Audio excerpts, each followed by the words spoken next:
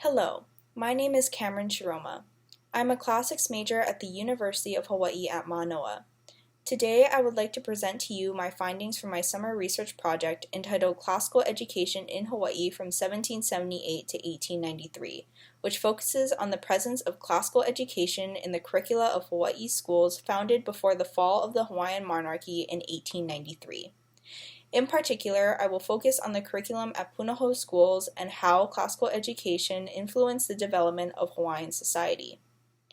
First, I would like to thank the University of Hawaii at Manoa's Undergraduate Research Opportunities Program for allowing me this incredible opportunity to be my first experience in higher academic research.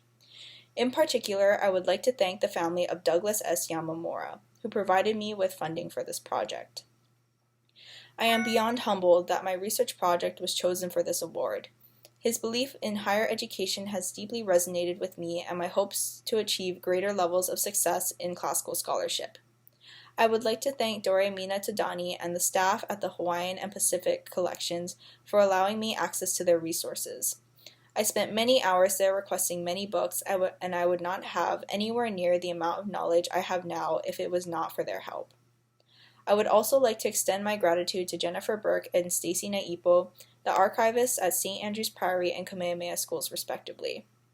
I want to give special credit to Kumu Kylie Marr for her generosity and patience during my several visits to the archives at Punahou Schools despite her busy schedule. Without her help, I would not have found all of the information about Punahou and the missionaries that has proven vital to my research. Finally, I would like to give my greatest thanks to Dr. Daniel Harris-McCoy for being such an incredible mentor and advisor throughout this process. His guidance is what allows me to present before you today, and I do not believe I would have made it this far without his unending patience and good humor. Again, thank you to everybody for making this academic endeavor possible for me, and I hope you enjoy my presentation. In 1820, the first group of missionaries arrived in Hawaii from New England with a divine mission commissioned by the American Board of Commissioners for Foreign Missions, or the ABCFM. Invigorated by the recent emergence of Manifest Destiny and the Great Awakening of 1800, the missionaries were sent to Hawaii to establish schools in order to encourage the growth of a New England-like society. The introduction of education, Western in both style and principle, fueled the assimilation of Hawaiian society and culture into the Western world. As Hawaii adopted a Western political system and similar social norms, power was diverted from the Hawaiian monarchy and the natives it represented and reallocated to incoming foreigners instead. In this talk, I'm going to make the claim that this shift in power was mirrored in the way that the missionaries placed the educational curricula at schools like Punahou, where they placed greater importance in European and classical languages than Hawaiian. The missionaries perpetuated ideas of Western elitism by idealizing classical literature and education while neglecting that of the Hawaiians as indicated by their treatment of Punahou schools in comparison to that of St. Andrew's Priory and Kamehameha schools. Their perpetuation of classical ideals intentionally diminished the relevancy of Hawaiian knowledge in the Western educational setting they had established in Hawaii, allowing the missionaries to further take advantage of the native Hawaiians and their society. Classics is the study of all aspects of the ancient Mediterranean, most notably the ancient civilizations of Greece and Rome. It encompasses all aspects of life, which includes the study of language, literature, and archaeology. The study of classics allows for a greater understanding of the development and evolution of societies through the examination of previous ones. Classical study was important to the missionaries because of its relevance to Western identity and civilization. In order to efficiently westernize the native Hawaiians, the missionaries had to turn to a Western-style education system. In the early years of 1820 to 1840, there was no official school system. The first schools were run by missionaries who taught in Hawaiian. Instruction was given on the Pi'apa, a booklet which contained the Hawaiian alphabet, numbers, verses, and poems. Ralph Kant Stoiber characterizes the earliest period of education from 1820 to 1830 as, quote, a time of loosely organized native schools conducted primarily by hurriedly trained native teachers for Hawaiian adults, end quote. The system, led by the missionaries, continued to educate the Hawaiian children until 1840, when the missionaries relinquished their control over the common school system to the government through the Constitution of 1840, which created the Ministry of Education and the foundation for the public school system. The schools of Hawaii in this historical period all possessed different academic goals for their students. Whereas Lahaina Luna's intent was to train teachers for the islands, Kamehameha Schools employed instruction in manual labor that would allow their graduates to enter the workforce.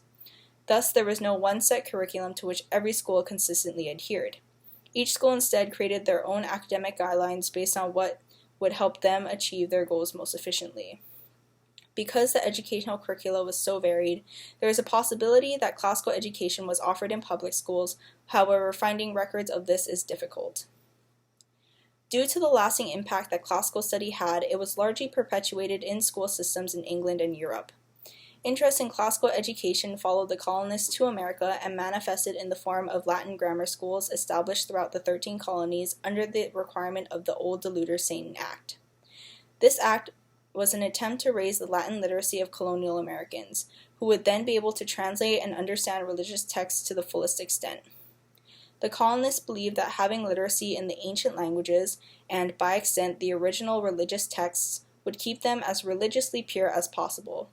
Should they not have the literal understanding of their texts, they believed that Satan would, quote, keep men from the knowledge of the scriptures, as in former times, keeping them in an unknown tongue. So at least the true sense and meaning of the original might be clouded by false glosses of saint-seeming deceivers, end quote.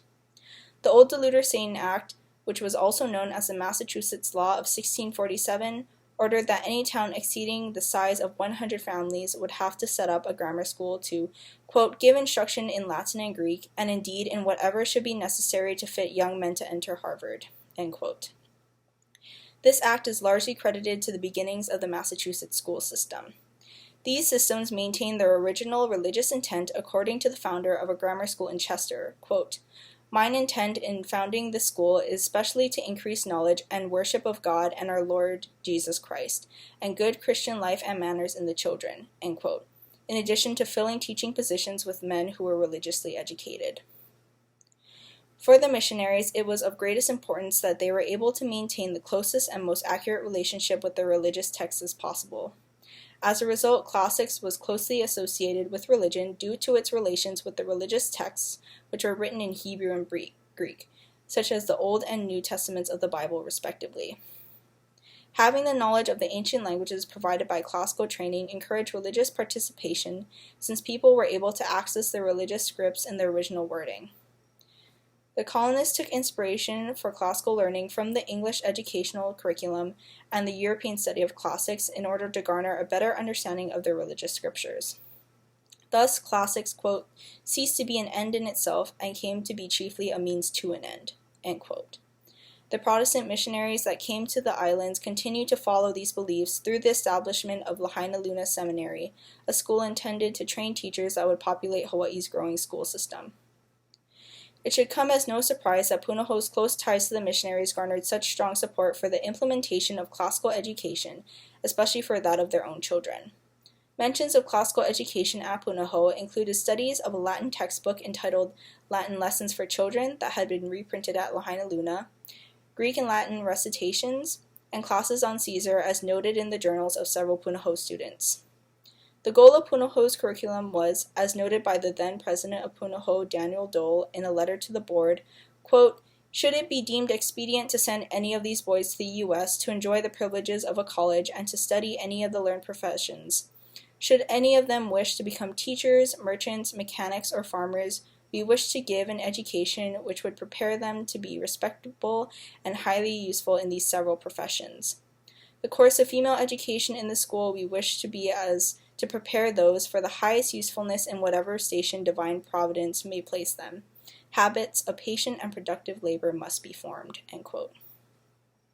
Punahou's goal was to provide an education to the missionary children that would essentially guarantee their ability to find a respectable job in fields other than higher academia, which would be at such a high caliber. Punahou students would often go on to schools such as Mount Holyoke, Williams, and Yale following graduation. As noted in the letter, this could also include manual labor, a field that Kamehameha schools prepared their students for. However, whereas the missionary-founded Punahou afforded most of its curriculum on classical education, Kamehameha schools, whose board was made entirely of second-generation missionaries, provided little to none of the same types of education. Unlike the other private schools, Kamehameha's aspirations for its students seem to stop at creating workers rather than foster the growth of leaders for the community. Samuel King notes, quote, "The trustees did not see Hawaiians as becoming anything more than workers, certainly not leaders. The thought of Hawaiians becoming leaders in the community at large appeared nowhere in Pauahi's will, in the policies or expectations of the government schools, or at Kamehameha. None of the trustees ever hired a single Kamehameha graduate, or, for that matter, any other Hawaiian, to work in a supervisory position. Kamehameha boys and girls were supposed to be content and not to look higher. A generation after their founding, the stated policy of Kamehameha schools was still to avoid all work that might arouse their ambitions toward the professions." End quote. Kamehameha schools had been founded on the desire to provide Native Hawaiian children with better educational opportunities to enhance their ability to contribute to Hawaiian society.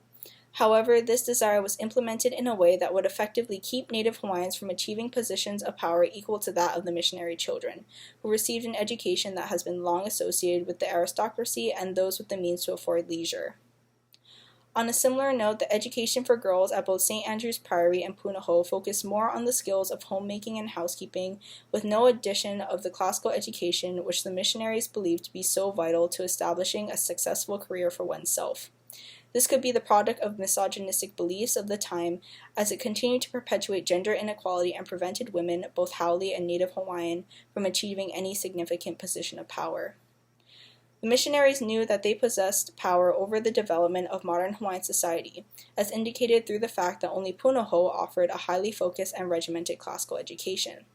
Their decision to bring classical education to Hawaii in their attempts to westernize the islands created a socio-economic divide similar to the ones in New England, where the lower classes had to receive instruction in manual labor in order to obtain a job that could support them, and the richer upper class could afford an education that was less practical and focused more on the honing of higher-level thinking and analysis skills.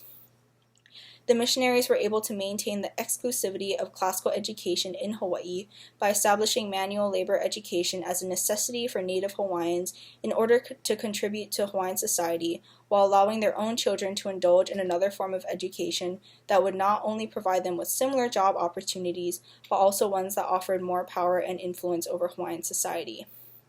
In asserting classical education as the ultimate form of education, the missionaries were able to dismantle Hawaiian knowledge and beliefs that were integral to Hawaiian society and instead establish an education system that was just as irrelevant to Hawaiian society as it was discriminant against its people.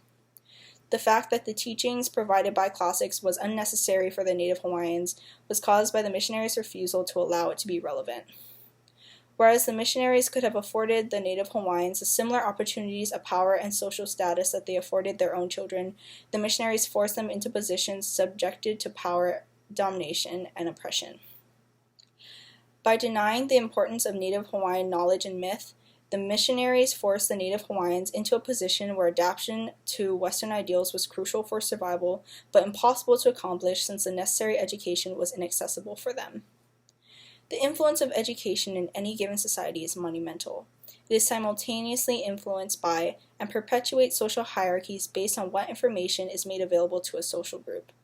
The missionaries' success in Hawaii was largely due to the fact that they were able to establish its education system and, for a long time after that, dictate how it would be run and what it would teach. They were able to ensure their own children's success by providing them with high-caliber classical education while ensuring the oppression of the Native Hawaiians by focusing their studies on manual labor. Thus, should the Hawaiians have hoped to achieve success in westernized Hawaii, it was vital that they incorporated all aspects of the American education system, including its norms and the curriculum. While this greatly varied depending on the targeted population, the sentiment remained the same. Should you desire to conquer a nation culturally and socially, as the missionaries did Hawaii, education was a necessary tool. To Americanize Hawaii was to educate the youth, both foreign and native, of Western ideals while simultaneously rendering indigenous teachings and beliefs irrelevant in its own homeland. The missionaries made it clear that success in this new age of Hawaii began with classical education, something that should have been irrelevant to Hawaiian society, but instead became the foundation for it. In disregarding the Native Hawaiian culture and knowledge, the missionaries found a new home for classics in Hawaii through the exclusion and denial of the Native Hawaiian people. Thank you.